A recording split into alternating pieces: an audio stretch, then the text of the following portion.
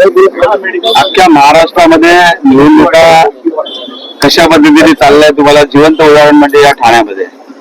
आणि या सत्तेचा गैरवापर करून अधिकाऱ्यांवरती दबाव आणून आज इथे धडधडीत पुरावे त्या ठिकाणी आपण दाखवलेले की 11 वाजता उमेदवारांनी त्या ठिकाणी यायचं होतं आणि जे काय कागदपत्र त्यातले राहिलेले असतील ते 11 वाजेपर्यंत हे करायचे.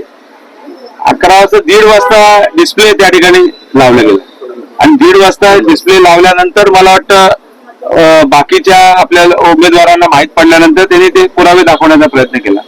परंतु ते जाणून बुजून त्या ठिकाणी कित्येक पत्रकामध्ये दिसत होतं की तिथे उमेदवाराची सही नाही, ब्लँक आहे, तारीख नाही.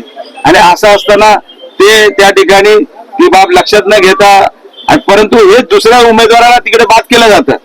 म्हणजे तुम्ही बघितलं असेल शिंदे गटातल्या जेवढे उमेदवार बंडखोर या ठिकाणी होते त्या बंडखोरांचे सर्व उमेदवार यांच्या साह्याने त्या ठिकाणी जाणून बुजून बाद केले होते.